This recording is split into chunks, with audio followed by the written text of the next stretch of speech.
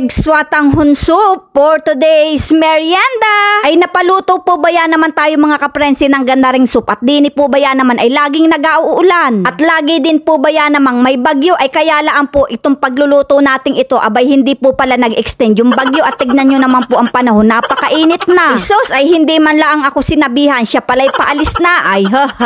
Ay sa totoo laan po mga kaprensi, kaya nga po tayo napaluto ng ganda ring soup ay gawa nga po ng aking inay. At dahil nga po sa kasipagan ng aking inay kawawalis ng harapan kahit na ambon, ay talaga naman pong sinamaan ng pakiramdam. Kaya naman po siya ay ipinagluto natin ng ganda ring sabaw at kakoy makamasarap aring higupin. At sa pagluluto nga po ng ganda ring mga kaprensi ay hindi nga po natin kailangan gumastos ng pagkamahal-mahal. Dahil nga ikaw pala ang ay sapat na, ay itlog pala ang ay sapat na. Kahit nga po hindi na natin yan lagyan ng karne, abay makamalasa na nga po yan pagka naluto. Kaysa naman po tayo ay magtiis sa noodles, ay mga ganda ring luto na lang po ang ating gawin, dahil nga po ito ay may sariwang gulay. Dahil nga po sa panahon ngayon ay nauuso na naman ang lagnat, ay nako po, ay ano na bagang nangyayari sa mundo. Nako, kaya kayo ay magpakabait na, kaya yung mga ninakaw ninyo sa kaba ng bayan, abay ipagsasauli nyo na. Ayun laang naman ay kung may konsensya ka, ay kung wala naman, aba ay di iyon na. Ay sabi nga po, bahala na ang Panginoong maningil sa inyo. Kaya naman po kung kayo ay masasama ang pakiramdam, ay gana rin nangalaan po ang inyong gawin at lutuin. At maliban nga po sa mura ang magagastos ninyo, ay napakadali lang po talaga na ring lutuin. Isabi nga po ay basic na basic man din laang nga ni. At ayan na nga po mga kaprensi, igisa na nga po natin yung ating bawang at saka po ay sibuyas. At lagyan nga lang po natin yan ng pangpalasang paminta at saka po ay asin. At ilagay na nga rin po natin yung ating hiniwa-hiwang karot. At lagyan nga lang po natin yan ng katamtamang sabaw. At nilagyan nga din po natin yan ng nor cubes. Ali nga po naglagay din tayo dyan ng tinunaw na aswete para nga po ay maganda yung kanyang kulay. At pagkakulo nga po niyan mga kaprensi, ay ilagay na nga po natin yung ating hiniwa-hiwang gulay na repolyo. Iba po talaga pagka nilagyan natin ng tinunaw na aswete, at napakaganda po talaga ng kulay ng kanyang sabaw. At ilagay na nga rin po natin yung ating panglahok na swatanghon. Bali 3 balot nga po palang swatanghon yung ating nilahok dyan. Siyempre nga po hindi mawawala ang ating sili para nga po pag hinigup-higup natin ay medyo maanghang-anghang. At kung gusto nga po ninyo ng maanghang, ay pwede naman po kayong magdagdag ng chili powder. At nilagay na nga rin po natin yung ating nilagang itlog kanina. At lagyan nga din po natin yan ng hiniwa-hiwang dahon ng sibuyas, ay nako po, ay kasarap na ring higupin. Ay takpan nga po uli natin yan at pakuluin natin yan saglit. At ayan na nga po mga kaprensi, luto na ang ating egg swatanghon soup. Bagay na bagay po talaga ari, lalo na nga kung masama ang inyong pakiramdam. Nako po, ay sabaw pala ang po na rin, ay talaga naman pong panalong panalo na. Di baga nga ni pot, hindi na natin kailangan gumastos ng malaki makatikim ng makamasarap na sabaw. Pagkaga na rin naman po ang inyong ahigupin, ay ano pang inaintay natin dyan mga kaprensi, sakmala na.